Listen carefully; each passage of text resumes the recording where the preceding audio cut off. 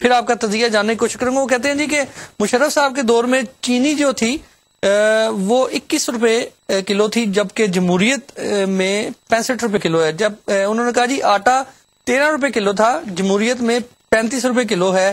جو دودھ تھا وہ 32 روپے کلو تھا مشرف صاحب کے دور میں. اس وقت جو جمہوریت کے دعوے کرنے والے ہیں ان کے دور میں 48 روپے کلو ہے. اور سٹاک مارکیٹ جو ہے 16,000 پر تھی، جو کہ گر کر جمہوریت کا دعویٰ کرنے والے جو ہیں ان کے دور میں 9,000 پر آ چکی ہوئی ہے. US ڈالر 60 روپے کا تھا، 84 روپے کا ہو چکا ہوا ہے. GST 11 سے بڑھ کر 16% ہو چکی ہوئی ہے. ٹیکس جو کالز ہوتی ہیں ان پر ٹیکس 15% تھی، 19.5% جو ہے وہ کال ٹیکس لگ چکی ہے. جی جی جی. پہلے بات تو یہ ہے کہ پرویز مشرف صاحب کے دور میں گندم کی قیمت خرید کیا تھی. ٹھیک. یہ دیکھیں کہ گندم کی قیمت خرید 6 روپے سے کم تھی اور اب گندم کی قیمت خرید 950 روپے من پر ایک. اس سے کاشت اور ان کی ان پالیسیوں کی وجہ سے پاکستان میں گندم آٹے کی قلت ہوئی اور لوگ روٹی کو محتاج ہوئے. وہ اب تک وہ معاملہ چل رہا. اس وقت گنا جو تھا وہ 40 روپے من خریدا جا رہا تھا، آج گنا کسان سے 200 روپے من خریدا جا رہا ہے. ٹھیک. اور اس میں بلا شبہ آپ اندازہ کر لینا کہ کیا یعنی کتنی قیمت. اس میں اس وقت ڈالر کی قیمت جو 62 تک تھی وہ مصنوعی طور پر رکھی گئی تھی، اور جب یہ حکومت آئی ہے اس میں موجودہ جو مرکزی حکومت ہے اس کو میں کو کلین چٹ نہیں دے رہا. ٹھیک. اگر ان کی کارکردگی بہتر ہوتی تو پرویز مشرف کو یہ دعوے کرنے کی آج جرأت ہی نہ ہوتی. ٹھیک. لیکن پرویز مشرف صاحب اگر یہ کہیں کہ ان کا دور حکومت بڑا اچھا تھا تو سب سے پہلی بات عطاء الحق صاحب آپ اور آپ کے ذریعے جتنے سامعین اور ناظرین ہیں ویورز ہیں ان کے سامنے یہ رکھوں گا کہ ماشاء اللہ ایڈمنسٹریٹر اور آئین توڑنے والا آپ اس ملک میں اور جو ویسٹ سارا آپ کے جو ناظرین ہیں دیکھنے والے سننے والے وہ جانتے ہیں کہ ان ملکوں کی اصل طاقت آئین اور جمہوریت ہے. ٹھیک. اگر فرشتہ بھی آج آئے اور وہ آئین توڑ کے یہ کہے کہ میں بڑی چیز ہوں تو میں کہتا ہوں اس سے برا کوئی نہیں ہے، اور کمزور جمہوری آدمی اگر آئین اور قانون کی پابندی کرتا ہے تو اس سے بہتر کوئی. ٹھیک. لہذا اس پاکستان کے جتنے مسائل ہیں، پاکستان کا ٹوٹنا، ان دریاؤں کا ہم سے جانا، سیاچن گلیشیئر کا جو ہے انڈیا کے پاس چلا جانا، کارگل کا جو مس ایڈونچر ہوا جس سے ہماری جو ہے وہ بربادی ہوئی، اور اس کے بعد اس وقت اس دلدل میں ہم پھنسے ہوئے ہیں، دہشت گردی ہو یا کرپشن ہو، ان سب کی بنیاد ماشاء اللہ ایڈمنسٹریٹروں نے رکھی، اس لیے کہ انہوں نے ضمیر خریدے بھی اور بیچے بھی، اس لیے کہ انہوں نے عدلیہ کو برباد کیا، انصاف کو فروخت کیا، اس لیے کہ انہوں نے اداروں کو تباہ کیا، اس لیے کہ انہوں نے اچھے لوگوں کو جیلوں میں ٹھونسا، کچھ کو پھانسیاں دیں، کچھ کو جلا وطن کیا، اور اپنا ون مین رول کے تحت انہوں نے پورے ملک کو ایک ریجمنٹ کے طور پر چلایا اور تباہ کر دیا. یہ سارے جتنے آج مہنگائی اور جناب جو ڈسپونڈنسی ہے اس وقت جو بے یقینی کی صورتحال کہہ لیجئے، ان سب کے ذمہ دار یہ مارشل لا ایڈمنسٹریشن. تو آپ سابق صدر پرویز مشرف کو ان تمام چیزوں کا ذمہ دار ٹھہراتے ہیں؟ میں کیا یہ آپ کا جو ہے حقائق ذمہ دار ٹھہراتے ہیں، اس لیے کہ 9/11 کا بوننزا چھوڑیں، اس سے پہلے نواز شریف صاحب دھماکوں کے نتیجے میں لگنے والی اکنامک سینکشنز کے باوجود $1.7 بلین کا زر مبادلہ کا ذخیرہ تھا، اور 9/11 کا جب واقعہ ہوا ہے اس وقت پرویز مشرف کے وقت بھی 1.7 ہی تھا، کوئی $1 نہیں بڑھا تھا بلکہ کچھ کم ہوئے تھے. اس کے بعد ایک بوننزا تھا کہ ساری دنیا اکٹھی ہوئی اور انہوں نے یہاں ڈالر اور جو کچھ بھیجے. یہ کوئی ان کی کارکردگی کی وجہ سے نہیں تھا. ان کے دور میں ٹریڈ ڈیفیسٹ بڑھ کر $20 بلین تک پہنچ گیا. وہ ٹریڈ ڈیفیسٹ جو 1999 میں کوئی 2 point something جو ہے وہ $بلین تھا، وہ $20 بلین تک پہنچ گیا. سابق صدر پرویز مشرف ایک اور بات، آپ جانتے ہیں کہ انرجی جو ہے بجلی انرجی وہ صنعت کے لیے، تجارتی زندگی کے لیے، گھریلو زندگی کے لیے شاہ رگ کی حیثیت رکھتی ہے. انہوں نے ان کے دور میں، ہمارا جو 99 کا دور تھا 1000 میگا واٹ بجلی سرپلس ہو گئی تھی، اور ہم یہ سوچ رہے تھے کہ انڈیا کی خواہش ہے تو ہم اس کو بیچیں.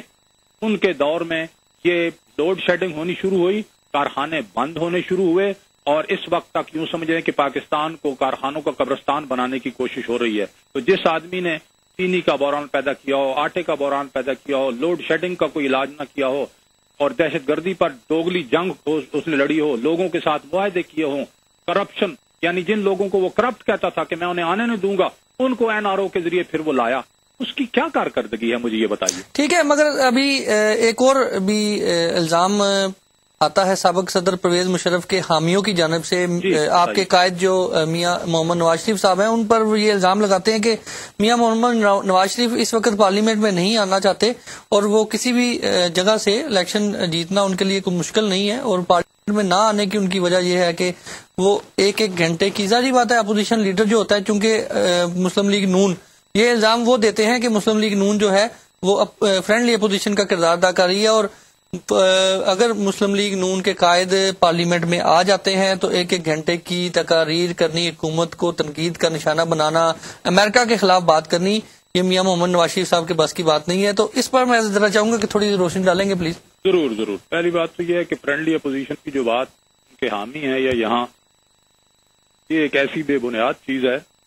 ہم اس وقت بڑی مشکل میں ہیں بلا شبہ. اگر ہم بہت بڑی تحریک چلاتے ہیں تو سسٹم برباد ہوتا ہے. اگر ہم بالکل خاموش بیٹھ جاتے ہیں، جس وقت ہم وفاقی کابینہ میں تھے اور 19 وزارتیں لے کے بیٹھ جاتے اور معاملات جو ہیں وہ آصف علی زرداری صاحب چلاتے رہیں، تو ہم بالکل زیرو اور ملک کے مفادات اس طرح بھی نقصان میں جاتے ہیں. لیکن ہم اس مشکل صورتحال میں ٹھیک وقت پر جب لوہا گرم ہوتا ہے اس وقت ہم اس پر چوٹ لگاتے ہیں. اور اس سے سلسلے میں انہیں کہوں گا کہ 15 اور 16 مارچ کا جو لانگ مارچ ہے عدلیہ کی بحالی کا، وہ سامنے رکھیں. تو کیا یہ لانگ مارچ یہ نہیں بتاتا کہ ہم نے تعمیری اپوزیشن کی عدلیہ بحال کرائی؟ پھر اس کے بعد NRO کا کیس آیا، ہم نے کہا مت پارلیمنٹ میں لے کے جائیں، وہ گئے اور انہیں الحمدللہ ہمارے موقف کی وجہ سے اور ساتھیوں کے تعاون کی ناکامی ہوئی. پھر آ گیا کیری لوگر بل کے حوالے سے، ہمارا موقف آپ سامنے رکھ لیجیے.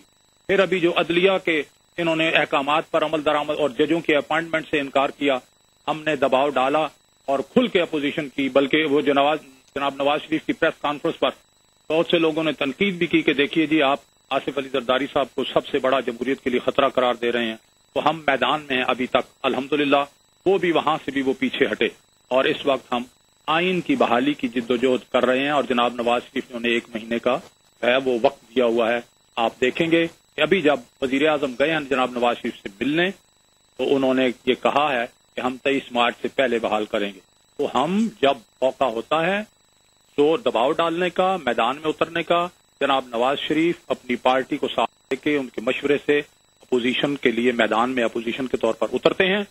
جب وہ اچھا کو کام کرتے ہیں ہم ان سے تعاون کرتے ہیں. یہی جن ملکوں میں آپ اور جس ملک میں یہ ٹی وی موجود ہے، چینل جس میں سے میں بات کر رہا ہوں، ان ملکوں میں بھی یہی دستور ہے. اپوزیشن ہر وقت لٹ لے کر حکومت کے پیچھے نہیں پڑی رہتی.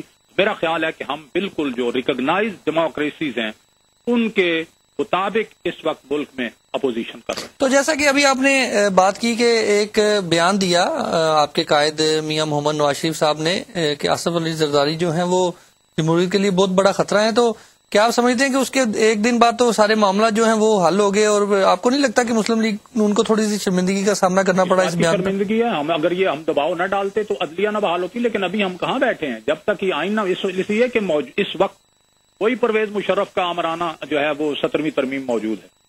اس 17ویں ترمیم میں سے میثاق جمہوریت جو چارٹر آف ڈیموکریسی ہے اس کے مطابق 4 چیزیں ہم نے دونوں پارٹیاں اور ARD متفق ہوئی تھی. نمبر 1، ووٹر کی ایج جو 21 سال سے 18 سال کی گئی وہ رکھنی ہے. نمبر 2، لیڈر سیٹس جو بڑھائی ہیں اپنا پارلیمنٹ میں اور اسمبلیوں میں وہ رکھنی ہے. نمبر 3، جوائنٹ الیکٹوریٹ جو اقلیتوں کو 2 ووٹوں کا حق دیا ہوا ہے. اور نمبر 4، جو اسمبلیوں میں عام ممبرز کی تعداد ہم نے بڑھائی ہے. اس کے علاوہ تو ان کے ساری چیزیں ختم کرنی ہے اور وہی 12 اکتوبر 99 والا آئین بحال کرنا ہے. جب وہ آئین بحال ہوگا اور جب میثاق جمہوریت پر عمل ہوگا اور آصف علی زرداری صاحب یہ کام کریں گے تو پھر وہ جمہوریت کے لیے خطرہ نہیں رہیں گے، پھر وہ جمہوریت کے لیے ہم سمجھیں گے ایک طاقت بن گئے. تو میں یہ جاننا چاہتا ہوں کہ ابھی اب برطانیہ اور یورپ میں یہ ہمارا وینس ٹیلی ویژن جو ہے یہ دیکھا جاتا ہے، پاکستانی کشمیری کمیونٹی کی آواز ہے. یہاں پر آپ کے قائدین، مسلم لیگ نون کے قائدین جب بھی یہاں پر تشریف لاتے ہیں، پریس کانفرنسز، میڈیا سے خطاب کرتے ہیں، کمیونٹی سے خطاب کرتے ہیں، تو ان کی کوشش یہ ہوتی ہے کہ پاکستان میں سرمایہ کاری کے حوالے سے عوام کو، یہاں پر اوورسیز پاکستانیوں کو زیادہ سے زیادہ تلقین کریں.